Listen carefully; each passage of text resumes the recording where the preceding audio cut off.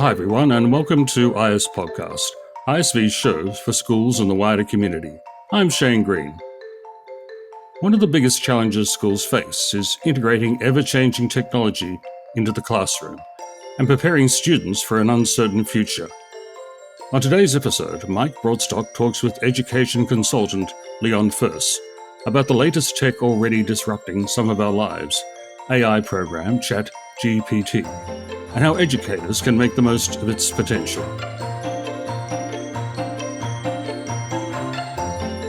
The artificial intelligence program ChatGPT has become a hot topic, especially in education circles. It can give a detailed textual response, one that looks like it was written by a person, to almost any question you might ask. It can even write you an essay. Some, in schools and even universities, are concerned that students might use the program to complete written assignments.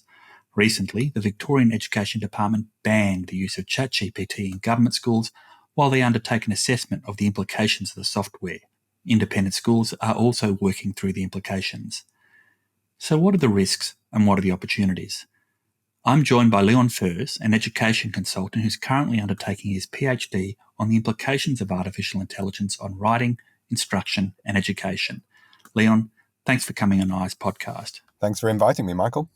That's usually the point in an article about ChatGPT where the author reveals that the intro you just listened to was actually written by an AI, but not in this case. Yeah, this is becoming a bit of a classic trope now, isn't it? It is.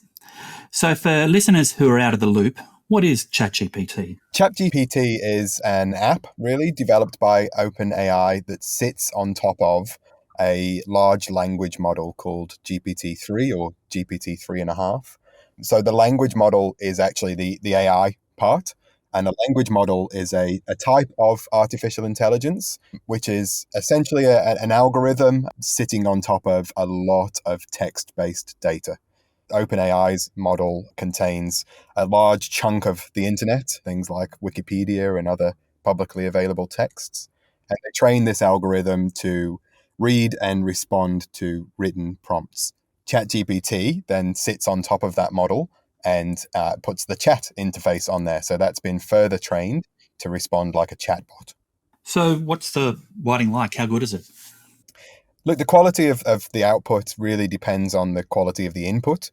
So there's an expression pretty common in computer science, garbage in, garbage out. Yep. And that certainly holds true for ChatGPT. If you craft a really well-written, really succinct, really precise prompt, you can get some very high-quality output.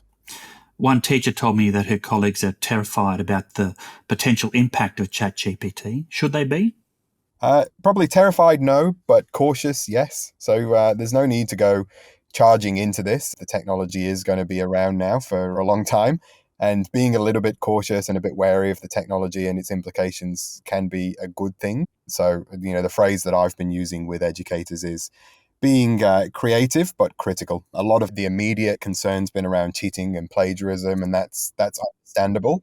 I think more pertinent to education, though, is the risk that these technologies come into our classrooms unbidden and we kind of lose control of them. So I think that really the risk is that educators don't get involved enough in the process of bringing these technologies into the classroom and into education. In the era of Google, we've seen a move away from facts-based learning, I suppose, towards an approach that's encouraging critical thinking. But with ChatGPT, we have a tool that not only gathers the information for you, but then makes your argument. It seems to me to be a move away from critical thinking. How can ChatGPT add to a child's education? Obviously, it's important to note that ChatGPT is not the only AI and that there will be other things very soon, like integration into Microsoft Bing search, integration directly into its browser, which is called Edge, integration into all the Office products. But I think that tools like ChatGPT and ChatGPT itself need to be seen as creativity tools rather than critical thinking tools at this stage. I think we can apply critical thinking to the output of the tools, so we can question the veracity and the accuracy and the bias in the output. But we can also use these tools for very creative brainstorming processes, and future integrations with search engines like Bing and Google are going to add maybe a layer of truth or a layer of accountability to be able to bring those critical skills in. For now, I think that ChatGPT is a great tool for creativity, ideas, brainstorming, but I wouldn't be using it as a critical tool. I would be critical of the tool, Mm. Mm. but not using it as a tool for encouraging critical thinking in itself. What sort of sources do they draw their response from? You mentioned Wikipedia, but how do I know when I ask ChatGPT a question that it's not going to some alt-right website to get an answer? ChatGPT, I think I would avoid asking it questions about anything that you want any kind of truth out of, because it's particularly prone to doing this thing which is called hallucinating in AI terms. So it will just hallucinate, it will just fabricate information, and if it doesn't know the answer, it won't say I don't know the answer. It will just give you an answer Yeah. regardless. And there's also no way of checking where that answer came from. With these new technologies, so Bard from Google, Bing, or at the moment they're calling it New Bing, and also new platforms like U.com and Perplexity.ai, they actually provide a reference for where they got the information from. So they will say, they will give you that ChatGPT style answer, but they include footnotes often with a little link to where that answer came from. So you can manually go down the rabbit hole and check that out. I think that aspect of large language models is very similar to the kind of instruction that we've given students for years now around search. Always be critical of the output, always be questioning the output. It's not flawless. And the other thing to remember is that they're trained on human produced data, and humans aren't flawless either. So it's the same old garbage in, garbage out that we talked about earlier, where these models pull their answers from.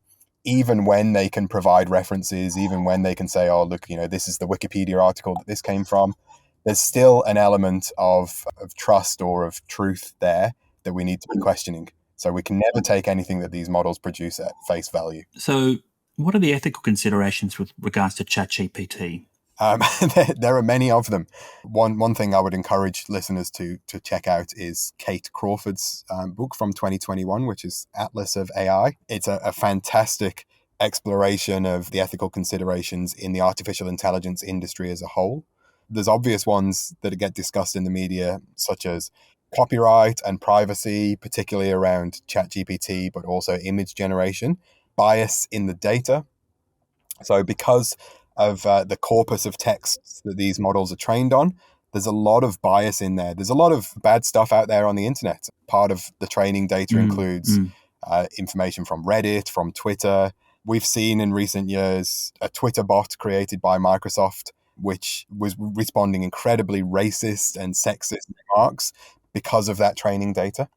So that's a primary ethical concern.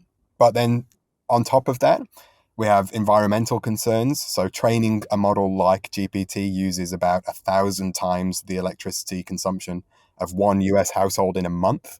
Kate Crawford refers to them as extractive technologies in many ways. So there's lithium mining and an impact on the environment, but they also extract a lot of data from humans. They rely on a massive amount of human labor. We've seen articles recently about ChatGPT outsourcing the labeling of bad data to workers in Africa for $5 a day. A huge number of ethical considerations that really are wrapped up in the whole ecosystem of artificial intelligence. And then ChatGPT as an app just kind of sits on top of all of that. And it's a really complex issue for education because fundamentally these technologies are going to find their way into our classrooms in one form or another. So I think educators, we need to grapple with all of those complexities of the ethical considerations. We need to be aware of them. And ultimately, our students will probably be the next generation of people dealing with those ethical concerns. Someone on the radio recently said that ChatGPT was a flash in the pan. Do you think that's so, or is it here to stay? I think that ChatGPT is a watershed moment for artificial intelligence. It's not particularly anything new. So GPT-2 and GPT-3 previous iterations have been around for a while now. I recall my PhD supervisor, Lucinda McKnight, wrote an article in The Conversation in 2021 talking about AI written essays. ChatGPT is really the thing that's brought it into the mainstream consciousness. And it's not going to be around forever. It's difficult to see how ChatGPT will remain relevant when that function is built into Microsoft's Edge browser, built into Word, built into PowerPoint, and you've got a little sidebar where you can essentially use ChatGPT style functions in the document that you're working on. I think the next iteration of this technology, whether that's GPT-4, the next model, or whether it's Google Bard, or I think that's really what's going to be interesting to watch. So these are definitely going to come into the kinds of products that we use in the classroom every day. How can schools prepare students for a career in a world with technology like ChatGPT? Flexibility, I think, is key here. So these tools, they don't replace human creativity. They don't replace that human ability to improvise, to make connections, to make social connections, to connect and build on knowledge, all of those things that we're really good at. Artificial intelligence at the moment doesn't really do a very good job of any of that. I think they can augment human creativity, and they can replace tasks that maybe shouldn't be done by humans anyway.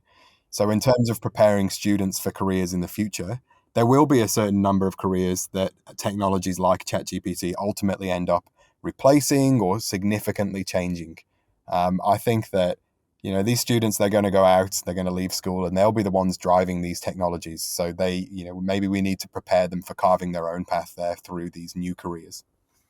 We've been talking about ChatGPT, which is a text-based AI, but there are other programs like Midjourney and DALL-E 2 and so on, which give image-based responses to your prompts.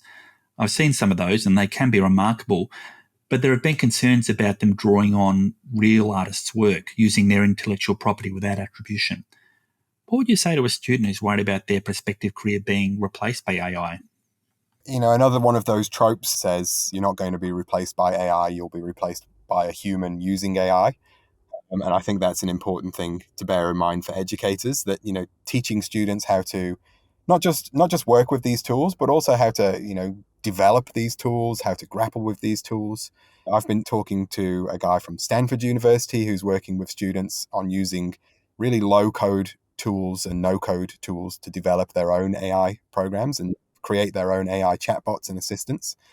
I think we're going to need to equip students with the skills to work with these tools at a variety of levels. Coming back to that concern about image generation and the copyright and the stealing essentially of artists' work, I think that this is another one of those really big ticket items that we need to be discussing in schools. We need to get young people's opinions on this. We need to kind of co-design a way forward through these technologies. The big developers behind these technologies, so OpenAI, Google, Stable Diffusion with image generation, Midjourney, they often go crashing right into these technologies. OpenAI in particular, with its launch of ChatGPT, really exploded onto the scene. And they've been criticized for maybe the lack of ethical consideration in releasing these into the wild without properly addressing those concerns of the data and the copyright and all of that.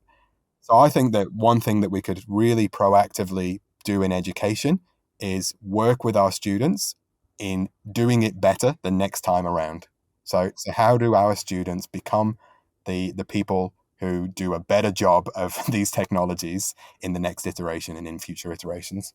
Government legislation often trails technological advances, especially in modern times, by several years. So it could be a long way down the track before someone suddenly says, look, it's gone too far, we need to fix it. There's two terms that I keep coming across in my research, and then I keep coming back to, and they're a bit of a mouthful, but one's techno-determinism and the other is techno-solutionism. And the first, techno-determinism, is this idea that the technology is inevitable and that it's just going to kind of roll over us whether we want it or not. And I think we need to push back against that in education. We need to say, like, okay, yes, these technologies are here, and yes, they have the capacity to be very helpful in personalization, in differentiation, in all of these things, but they are also ethically problematic. And we don't just sit back and take that, we actually do something about it. And then the second, techno-solutionism, is that real Silicon Valley approach to, technology is going to solve all of the problems of the world. It will solve climate change. It will solve, the food problems, food chain supply problems. It will solve everything. We have to acknowledge that AI causes as many problems as it might potentially solve at the moment, and that we have to do something about that.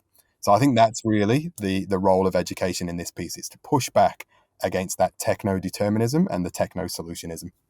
I think it was Bill Gates who said, with regards to technology, you've got a better chance of predicting what will happen in 10 years than what will happen in the next couple of years. Yes, absolutely. And look, this is why there's a groundswell in education in Australia in particular, but broadly across the world, I think, towards those human skills, those skills of creativity, of ethical consideration, of collaboration, teamwork, all of those.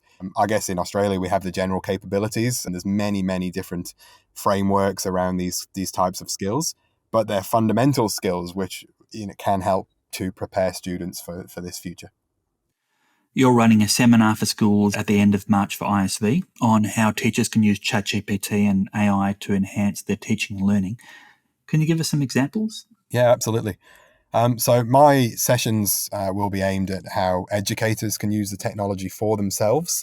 So I'm not talking about using it in the classroom with students. I know that's still problematic because of the terms and conditions with ChatGPT and because of some schools and sectors blocking the technology. So I'm talking about teachers using it to reduce workload, automate certain administrative tasks, but also augment their creativity, their planning, their resource creation, and the ability to improvise during lessons. So one thing I'm really interested in is how we can use these technologies on the fly to make those processes a little bit more seamless and a little bit more fluent. I will link to that in the show description. Thanks very much for joining us on IS Podcast, Leon. Thanks again for inviting me. It's been a lot of fun talking about this. I could talk for days on this topic, and I'm really looking forward to the ISV sessions.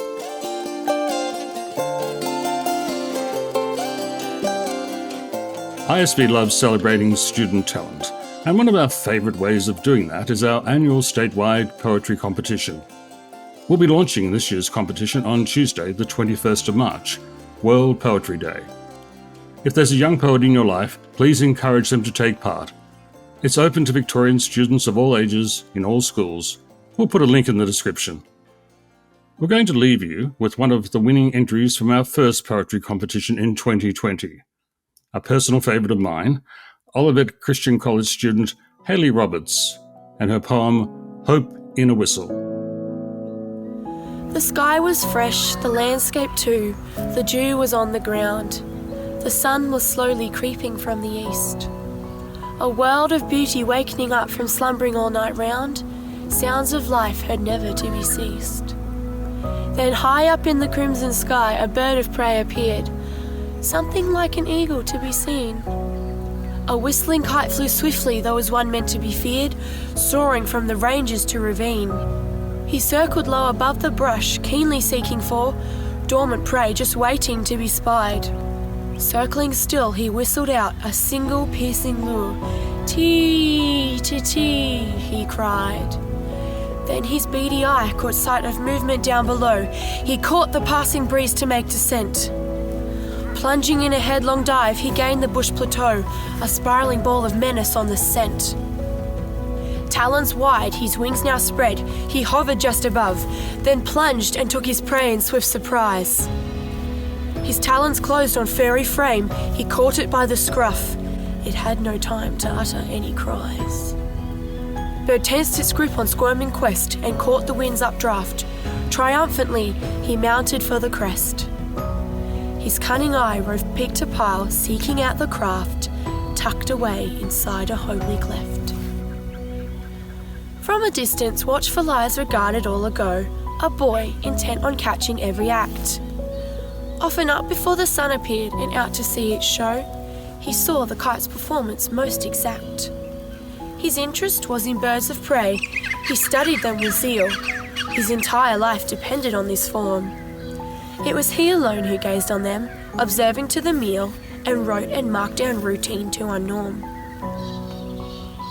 Since he was just a toddling child, he loved to hear them call. His family shared the interest of his youth. But then the day of fate did come and tragedy did fall, leaving him alone to face the truth.